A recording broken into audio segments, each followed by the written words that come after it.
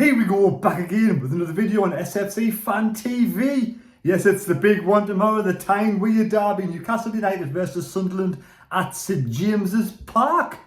Well, Sunderland have the upper edge this season. We've already beaten them at home 1-0. Quite comfortably, kept them at bay, didn't we? We kept them quiet. They didn't really create anything. To be fair, it was a game that, wasn't a game of many chances, but we did take ours with the help of Walter Marder, of course. Yes, Walter Marder, that great striker for Newcastle, scored a fantastic goal in the back of the own net. Anyway, yes, we do travel down to St James's Park, which was built back in 1881. It wasn't, it was founded. The club was founded back in 1881. St James's Park was built back in 1892. St James's Park holds 52,000 fans. Eddie Howe is the visiting visitors head coach. Eddie Howe, of course he is, yeah. Well, end of the day, there's been 158 meetings between these two sides, and it levels the Devils. Both have won 54 games each, drawing a whopping 50. Well, Newcastle did lose to Barcelona in, end of the Champions League's good quality football. Barcelona, one of the best sides in Europe, if not the best side in Europe. Fantastic down at Camp Nou. Brilliant home stadium. They're unbeaten all season at home Barcelona, so it was no big surprise to see them beat Newcastle. It was just a massive surprise to see them win 7-2. Whopping, absolutely stuffed Newcastle down at the Nou Camp. Winning 7-2. They did beat Chelsea Newcastle though the game before, and that was a pretty good performance down there. But Chelsea are a bit of in and outside, aren't they? Sometimes they're very slow with the tempo, very slow with the build-up.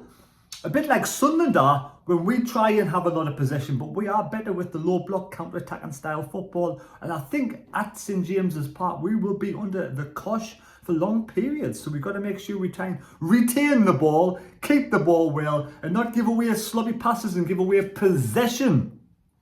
Look, at the end of the day, we have had an absolute purple patch against Newcastle United, haven't we? But we'll talk about that in a minute. At the end of the day, I want to say a big thank you to the sponsors of the channel. Yes, the sponsors of the channel, Wolf Competitions. Pop over to wolfcompetitions.co.uk. You can get on there. Great value for money. There's all sorts of prizes being won, up to £100,000. There's cars, there's free entries, there's 50 pence a go, that type of thing. So it's a really good website to pop on and try and win some money. And yeah, back to the derby again, but thank you, Wolf Competitions. I'm a bit nervous now, and I'm not as nervous as I would be if it was the first meeting of the season, or if we'd already lost a game this season. We do have a little bit in hand with winning that game, so if we did lose by 1 goal, it wouldn't be the end of the world. But at the end of the day, I'd still be absolutely gutted, because you go to work on Monday and you know who supports which teams, and you don't really want to talk about it, do you? At the end of the day, if you win the game of football, you cock a hoop, you can walk around with your head high and you'll be over the moon. But like I said, it's going to be a difficult game. But what can Sunderland do? Can we, Sunderland, take advantage of Newcastle getting smashed 7-2, the worst defeat in the history of the Champions League? Or will Newcastle really, really be up for this game? I think Eddie Howe's saying it's a must-win game. He's really putting his team under pressure this weekend by saying all these bits and pieces. Sunderland have players back, touch wood. They did lose to Man City in the FA Cup, I think it was. They did beat Man U 2-1 at home though. So they've won at home against Man U 2-1. They did lose to Everton 3-2. Everton are in decent form. So Everton have beaten Newcastle in St James's Park, but they have beaten Manchester United when they only had 10 men. So they're very in and outside. They're just above Sunderland in the league. They've been in the Premier League all these years, spending millions and millions and millions of pounds, Newcastle, but they're only 2 points above Sunderland in the league. So it's like they've gone backwards a bit, haven't they, really? 9th in the table. They've won 12, drawn 6, lost 12. They've lost more games than Sunderland. Sunderland have, I think won 10, drawn 10, lost 10. Or level. So yeah, it's level on meetings of Sunderland, But like I said, with Purple Patch, we haven't lost in the last 10 meetings in the league against Newcastle United. That is absolutely amazing. With the last game, of course, where we won 1-0. And previous games, 6 in a row, with good home wins, away wins as well, winning 3-0 away a couple of times at St James's Park. So, end of the day, it is going to be a really tough game, but we have to win this match. We really do have to win this match. Not lose this match. It would be great if we could stay undefeated in 11 games against Newcastle United. Look, the team that played Barcelona was Ramsey, Hall, Botman, is it Chow, Livramento, Willock, Ramsey, I didn't say Ramsey, I haven't already, Murphy, Wolfamada and Barnes. No, that was the team that played against Chelsea. Then they changed it for Barcelona. They started Gordon. I think Gordon will probably start. I won't be surprised. But they won't have Tonali. I think Tonali is out. Sorry, there was an emergency at the door there. Well, anyway, what was up to? I've completely lost my train of thought. Right, I think players that will come in from the team that played against Chelsea last week will probably be Gordon, Joan Linton, and possibly the keeper, Pope. Because Ramsey let 7 goals in, didn't he? Is it Ramsey? Yeah, he let 7 goals in during the week. So anyway, it is what it is. Sunderland's team, we hopefully will have players back. Ronaldo could be back. You know, Roofs could be back. Mukele could be back. And Lefebvre.